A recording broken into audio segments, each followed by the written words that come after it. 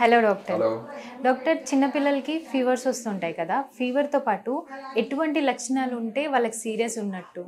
Fever అనేది it's a very common problem. ఏదైనా infection అయినప్పుడు, వైరల్ ఇన్ఫెక్షన్ అయినప్పుడు, బ్యాక్టీరియల్ ఇన్ఫెక్షన్ అయినప్పుడు, ఏదైతే మన రోగ నిరోధక శక్తి ఉంటుందో అది మౌంట్ అయినప్పుడు body's response is as fever. So fever వచ్చింది అని కంగారు పడాల్సిన అవసరం లేదు. దానికి హైడ్రేషన్, అడిక్వేట్ వాటర్ తాపియడము, పారాసిటమాల్ వేయడము, అదే విధంగా తడి బట్ట పెట్టి తుడవడం, అది మోస్ట్ ఇంపార్టెంట్ థింగ్.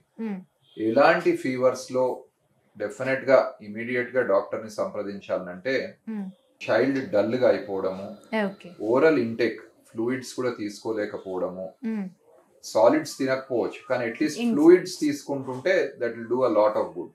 ఫ్లూయిడ్స్ కూడా తీసుకోలేకపోవడము, కాన్షియస్నెస్ ఆల్టర్ కావడము, పక్కలేగేయడము, ఇట్లాంటి సందర్భాల్లో తప్పకుండా these are red flag signs. ఇట్లున్నప్పుడు తప్పకుండా డాక్టర్ ని సంప్రదించాల్సిన అవసరం ఉంటుంది. డాక్టర్ గారు, ఒకప్పుడు చూసుకుంటే బేబీస్ కి స్నానం చేయించేటప్పుడు అమ్మమ్మలు నానమ్మలు బాగా ఆయిల్తో మసాజ్ చేసి చేయించేవారు.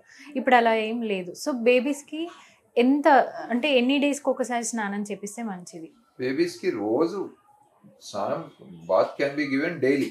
పుట్టిన పిల్లల్లో మాత్రము ఇమీడియట్ గా కాకుండా 24 to 48 hours తర్వాత బాత్ ఇచ్చేది బెటర్. అదే విధంగా 2.5 kgs కంటే తక్కువ ఉన్న బేబీస్ లో బాత్ 2.5 kgs రీచ్ అయ్యే వరకు అవాయిడ్ చేసేది బెటర్.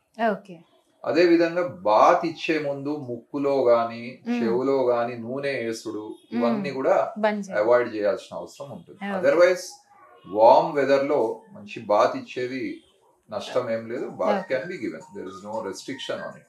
ఓకే డాక్టర్ గారు, బేబీస్ ని కింద కొంచెం కొంచెం పెద్దగా అయ్యాక, ఒక 6 months అయ్యాక కిందనే వదిలేస్తూ ఉంటారు. వాళ్ళు నోట్లో పెడుతుంటారు, ఎవ్రీథింగ్ ఏది కనిపిస్తే అది నోట్లో పెట్టుకుంటారు. దానివల్ల బేబీస్కి వచ్చే ప్రాబ్లమ్స్ ఏంటి? సామాన్యంగా మన ఇళ్లలో పరిశుభ్రత బాగా పాటిస్తాం కనుక పెరుగుదలలో ఇది కూడా ఒక కామన్ డెవలప్మెంటల్ మైల్ స్టోన్ కనుక దానికి కంగారు పడాల్సిన అవసరం ఏం లేదు.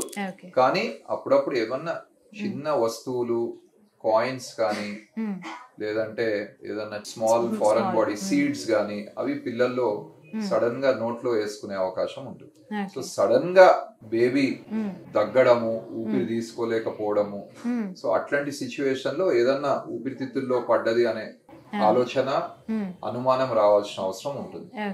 అండ్ అలాగే every time that the baby is being fed చేతులు కడిగియాలా, తల్లి చేతులు కడుక్కోవాలా, ప్లేట్ క్లీన్ గా ఉండాలా, నీళ్లు క్లీన్ గా ఉండాలా, బిడ్డ చేతులు క్లీన్ గా ఉండాలి.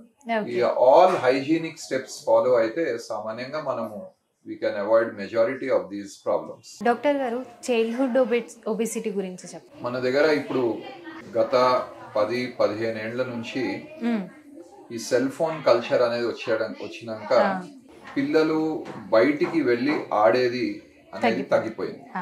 15-20 years బ్యాక్ మనం చూస్తే ఒబిసిటీ అనే ప్రాబ్లం అంత లేదు పిల్లలు. అదే విధంగా నేడు మనం చూస్తే obesity is a very big problem, not only all over the world, in India also. అయితే ఎందుకు ఈ ప్రాబ్లం వస్తుంది అనేది వాళ్ళ అకాడమిక్స్ ఒకటి బిజీ అయిపోయినాయి, వాళ్ళ స్కెడ్యూల్స్ బిజీ అయినాయి. వచ్చిన తర్వాత కూడా ఎంటర్టైన్మెంట్ అనేది పిల్లలకు బయట పోయి ఆడేదానికంటే ఎక్కువ సెల్ ఫోన్ పట్టుకొని ఇంట్లో కూర్చునేది ఎక్కువైంది. అదే విధంగా అవైలబిలిటీ ఆఫ్ జంక్ ఫుడ్ మన దగ్గర ఒకప్పుడు 15-20 ఏళ్ల కింద యాక్సెస్ టు జంక్ ఫుడ్ అనేది ఇంత ఉండకుంటుంది. ఇప్పుడు ఏమైందంటే, ఇప్పుడు మనము రికార్డ్స్ చూస్తే డేటా ప్రకారము availability of junk food has become very easy. ఈ జంక్ ఫుడ్ లో ట్రాన్స్ ఫ్యాట్ గానీ, సాచురేటెడ్ ఫ్యాట్ గానీ ఇవన్నీ చాలా ఎక్కువ ఉంటుంది. సో ఆటోమేటికలీ ఈ జంక్ ఫుడ్ కన్సంప్షన్ ఎక్కువై ఎక్సర్సైజ్ తక్కువ అయ్యే కొద్దీ obesity problem definitely has affected childhood also, children also. ఈ ఒబిసిటీ తోటి వచ్చే ప్రాబ్లమ్స్ ఫ్యూచర్ లో కూడా దీంతో ఎన్నో ప్రాబ్లమ్స్ వచ్చే అవకాశం ఉంటుంది. హైపర్ టెన్షన్ గానీ, హార్ట్ డిజీజ్ గానీ, డయాబెటీస్ గానీ, మెంటల్ ప్రాబ్లమ్స్ గానీ, జాయింట్ ప్రాబ్లమ్స్ గానీ, ఇవన్నీ తర్వాత 20 years 25 years లో ఇవన్నీ ప్రిమెచ్యూర్ గా ఇలాంటి పిల్లల్లో మొదలయ్యే అవకాశం ఉంటుంది. So main thing is lack of exercise. బయటికి పోయి ఆడాలి అనేది పేరెంట్స్ చెప్తలేరు, స్కూళ్ళల్లో చెప్తలేరు, పిల్లలకు ఆ ఆలోచన వస్తలేదు. వస్తలేదా? సో ఒబిసిటీ రావద్దు అంటే it is a team work.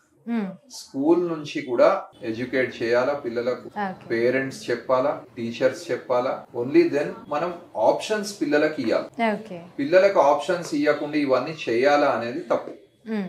So definitely obesity అరికట్టాలంటే it is a team work. So encourage the child to have healthy food at home.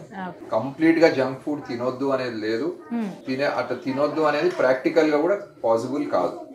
But వాళ్ళకి ఎడ్యుకేట్ చేయాలి. క్వాంటిటీ తక్కువ తీసుకోవాలా, సర్వింగ్ సైజ్ తక్కువ తీసుకోవాలా, ఫ్రీక్వెన్సీ తక్కువ చేయాలా.